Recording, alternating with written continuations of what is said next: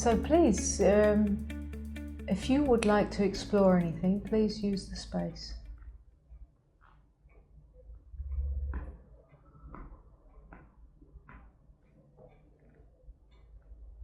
Can I just say something about Osho? Yeah. Quickly. So, mainly because you posted about it, I signed up for Netflix and I started watching this documentary, which is absolutely compelling and extraordinary.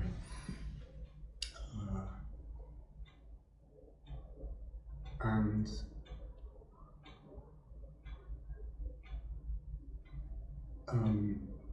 it's interesting to see people's reactions to it, and I'm strangely strangely unaffected by it. So, and totally engrossed as well, and just totally. It's such an extraordinary story. So, I'm not sure what it really means for me, or but having done so much work over the years with so many Osho teachers and really feeling that kind of close connection to Osho.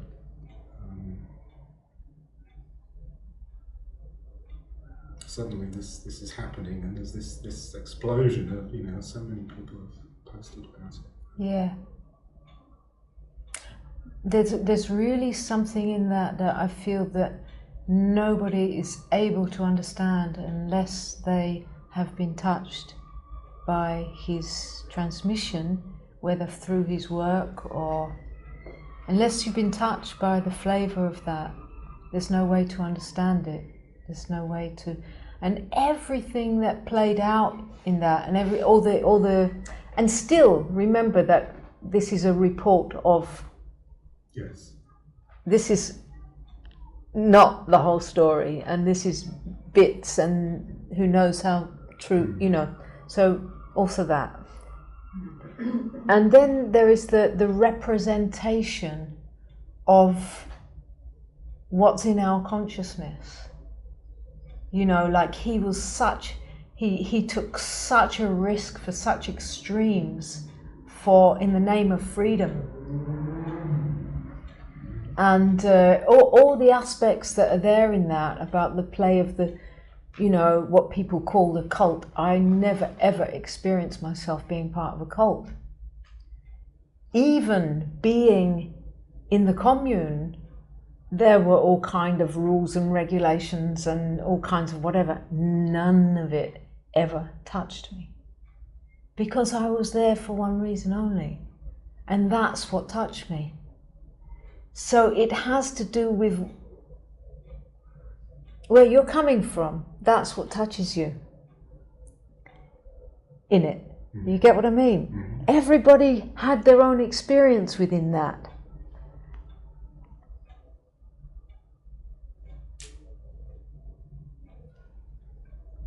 You could be right within that and none of these things were even existent.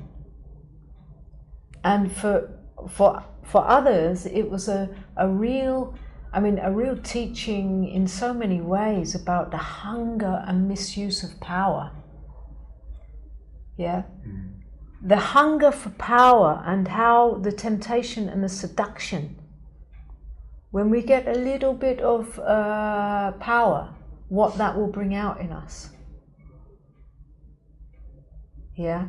It's such a seduction. What my experience of, sorry, I'll divert a little bit.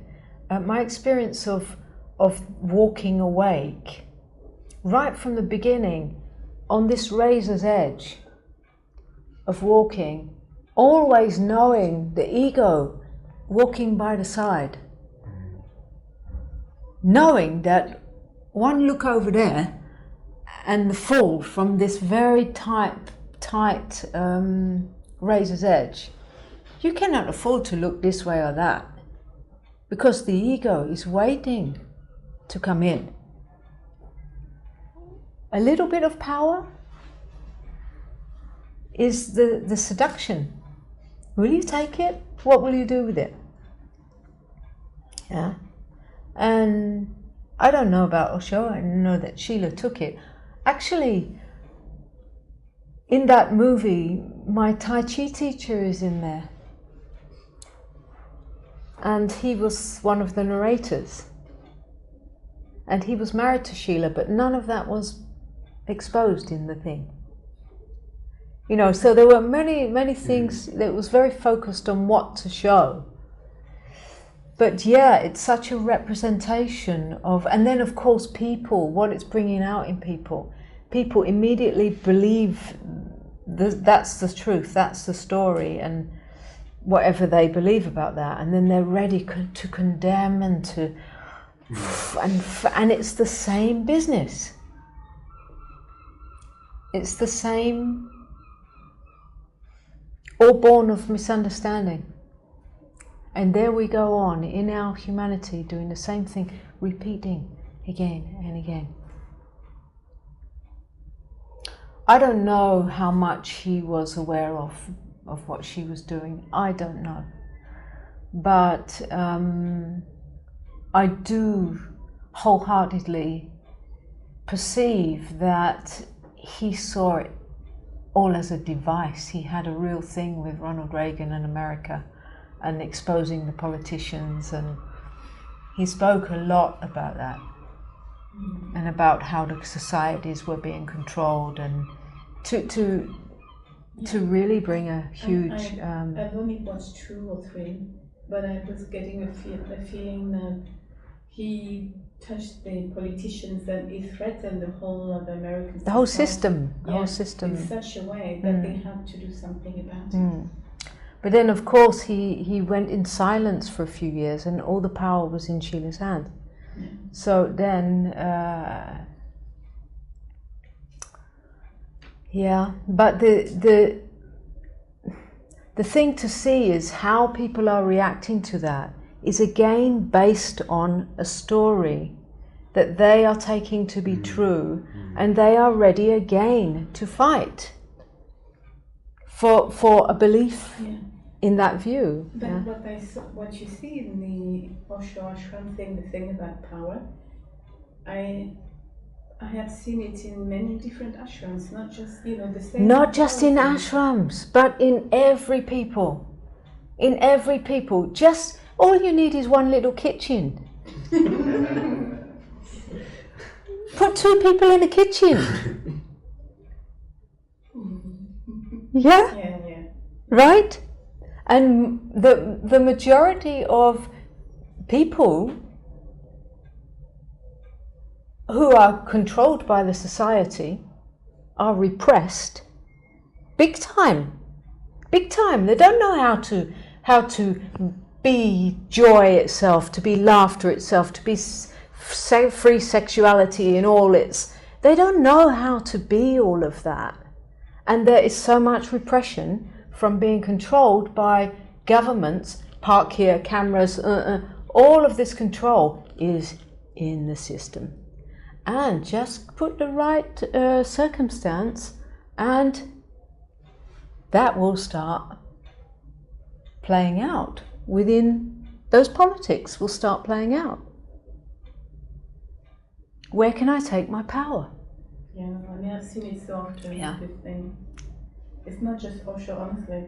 Every ashram is like that. No, I'm not talking about ashram. Yeah. I'm talking about every kitchen. Institution. I'm talking about your own government. I'm talking about your own mind that you've been fed through this same system. Yeah. Your mother and father. Who's got the power? Well, they're conditioned, Yeah, I know the condition. But you know what I mean? Yeah. Who's got the power? Within your own family? Yeah? Yeah, the power play and the way of the ego is a dis-ease through all humanity. Big representatives are showing the dysfunction. They are players. They are, look at Michael Jackson. all that he stood for. It was never about Michael Jackson. He was showing what's in our society, the complete fucked upness. He was a representation of all that. But people say, oh no, look at Michael Jackson. But they don't see the society they live in. Yeah. And there they go again.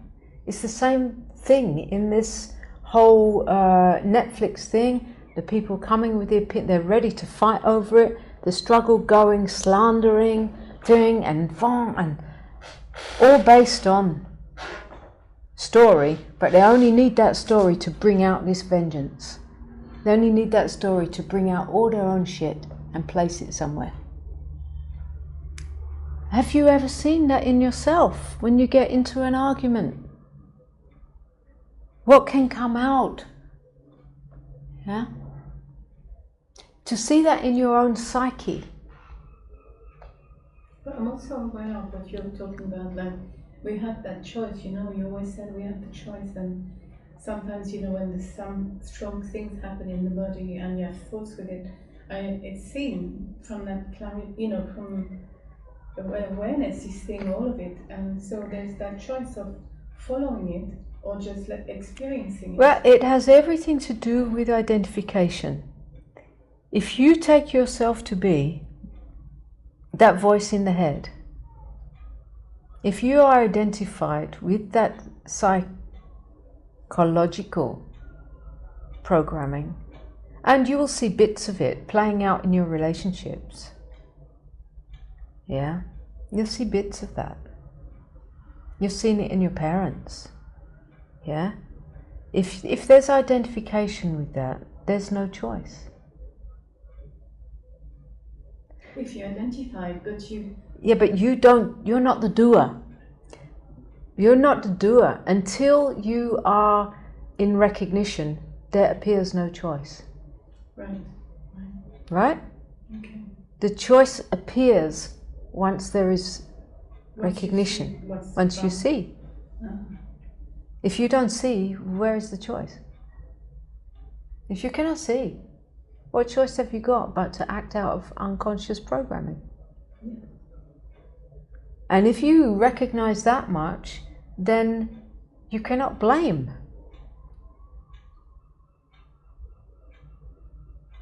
You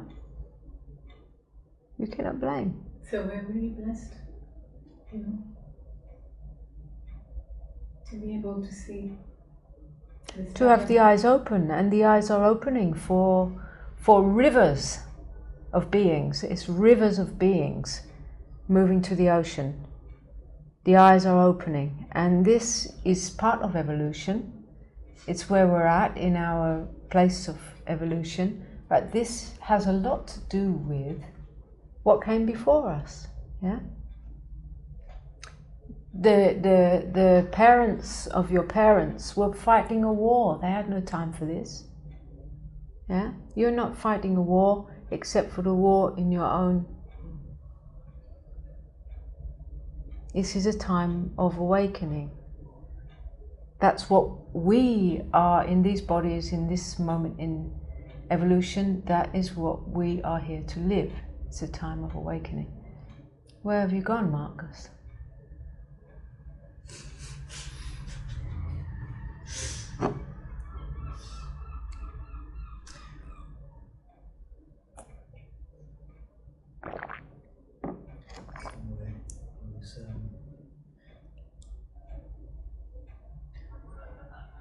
I was with what you were saying about awakening. Yeah. Are you cold? Are you getting cold? No? And our parents and grandparents, just a few generations back, were fighting the wars. Yeah. Like you said, they didn't have time.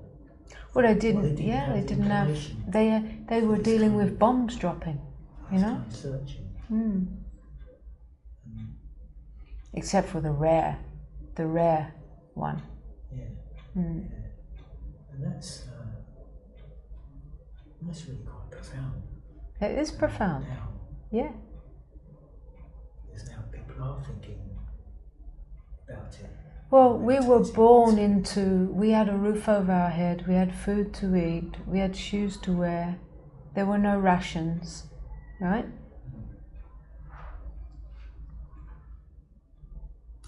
All of those first immediate survival things need to be there before you can start having the privilege to spend your time, sit there, listening to stuff like this all day. You know?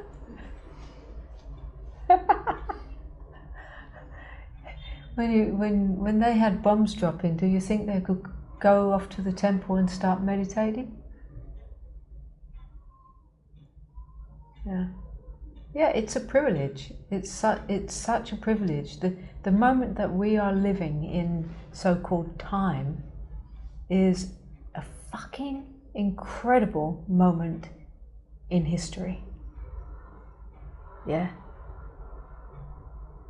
It's the end of a civilization as we've known it. It's the first global awakening that we know about. It's an incredible moment in history. We are going to see the fall of all the systems. We'll see the fall of the governments. We'll see the fall of the banks. The fall of all institutions are going to fall. We'll see the end of all that. Yeah. And the only thing that survives is individual, you know what I mean, enlightenment.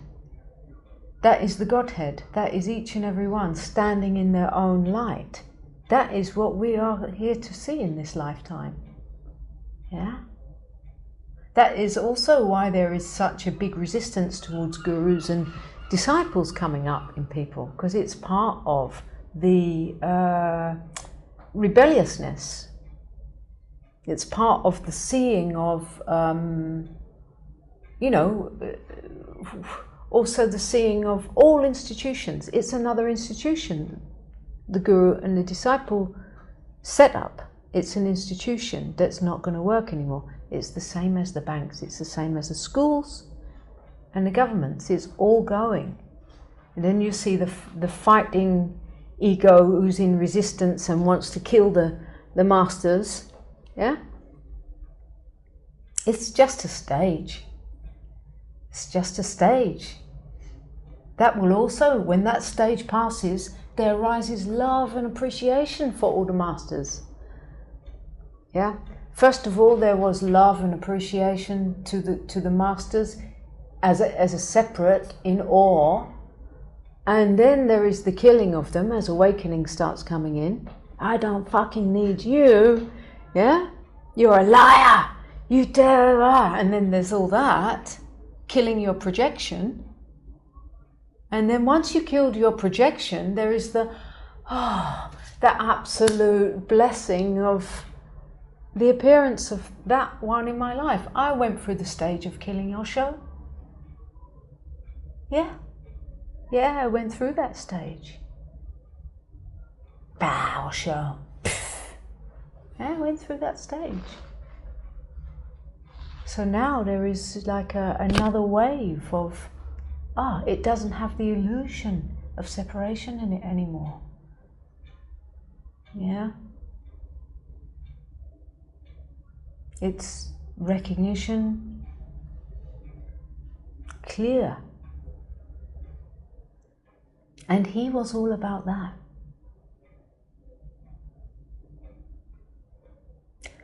You are the one to leave your mark on this earth, in the way that you're walking, in whatever you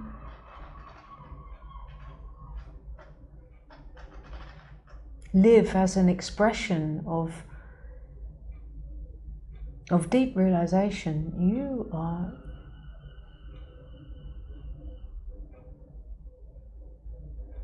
the signature of God, so to speak. Yeah.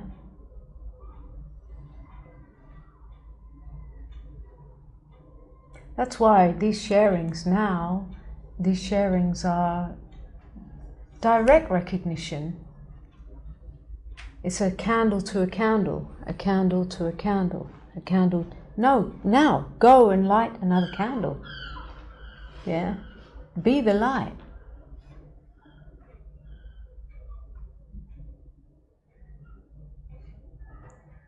Osho said always, if you see Buddha on the way, kill him.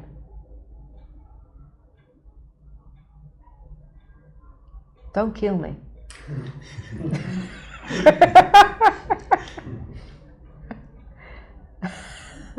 You see that? You see how in that story, how Sheila, he was her absolute everything. And at a certain point she betrayed him. Yeah?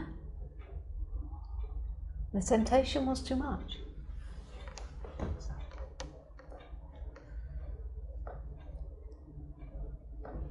Seems to always be the temptation to move between right and wrong all the time. Everything being, certainly that's what's going on in my life, is seeing how many right and wrongs I put on everything, whether, I watched the Osho documentary as well.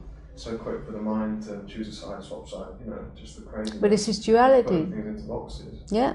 And then the metaphor of that in myself, going, this experience is wrong, this experience is right, bliss is right, and then being angry and this, that, the other is wrong.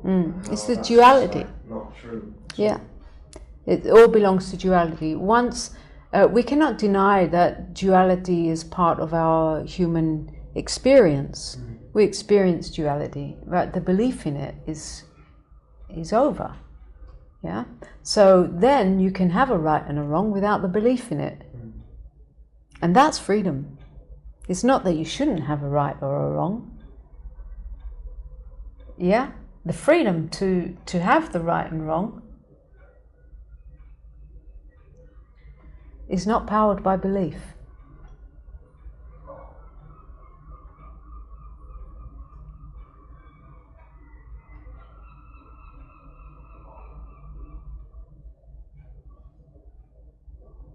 There is something that never ever needs to be believed in. It stands always by itself. And this has the freedom to step into duality. And play. It's the play. It's the play. And knowing, and with the knowing that when the love that's not that's conditional comes, it includes the hate.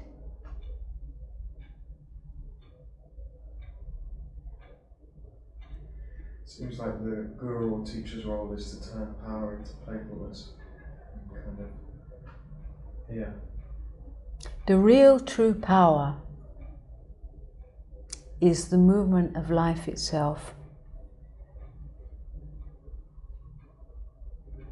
And when you are empty enough to allow that movement to move through you, you're in your true power. Because you are not.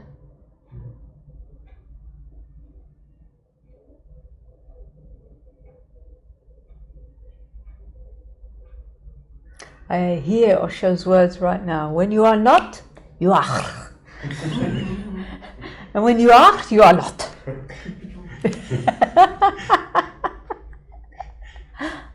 So many wonderful, wonderful, wonderful, wonderful memory of all that time. I kissed the floor. No way would I could ever describe that experience or exchange it for anything.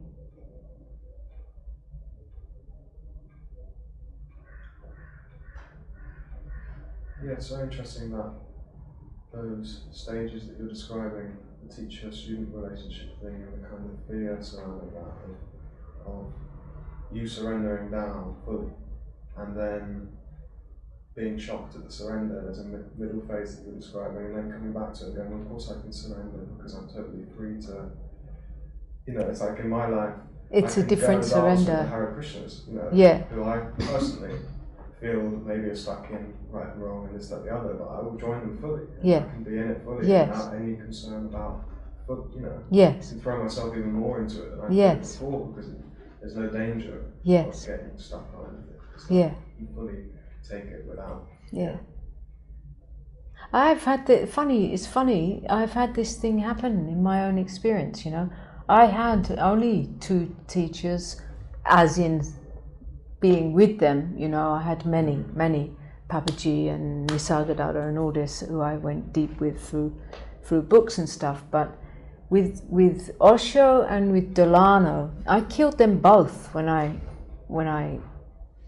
But what that is, it's the subtle ego, that when the clarity and the awakening really truly is, as I said, the ego is always walking by the side, right? And then it becomes the superego. And of course, it's part of what has to play. You know, Delano was saying, like, after anyone's been with me, never go and give satsang, right? And I lived a few houses away from her, and I start with my posters, giving satsang, talking in opposition to everything she was saying, right? But it was just part of, like, the stage of putting the stick in the ground, and this, yeah, it was superego, yeah? And then after, I don't know how long, maybe a couple of years, then I start, Delano, you know? But it was the killing, really, of the projection that I had and that everybody was having. So then the whole thing has played on me. People who have been with me, I've been sharing since 2001, yeah? So people have been with me for years. And then at a certain point they wake up, of course they wake up. And then they want to come out and play teacher, and then they have to kill me. And then I was like, oh yeah. Like really standing on the other side of it going, this is what's happening, right? Knowing it from the inside out, yeah?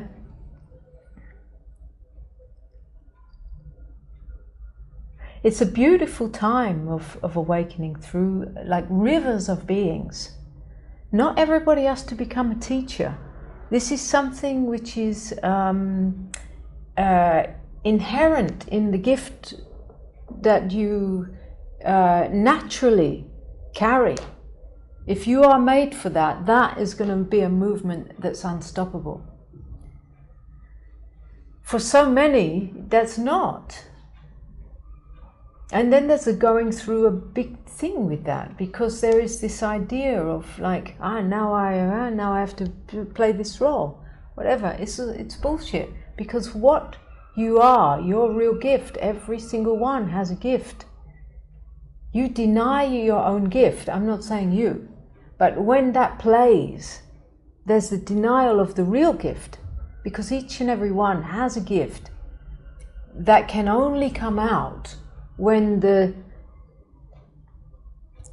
chiseling away of the false, then the real comes out as the shining gift is effortless.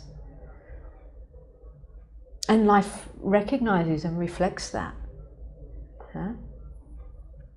So in trying to be something that we are not, we deny our natural gift.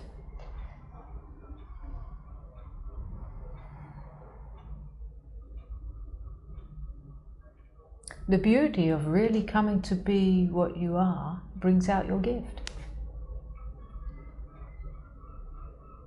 Naturally. And how could anybody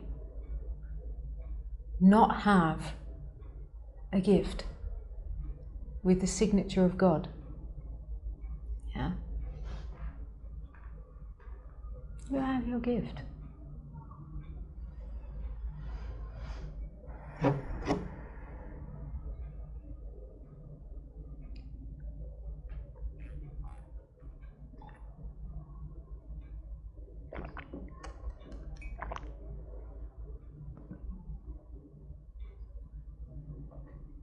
And you will know it because it's so natural.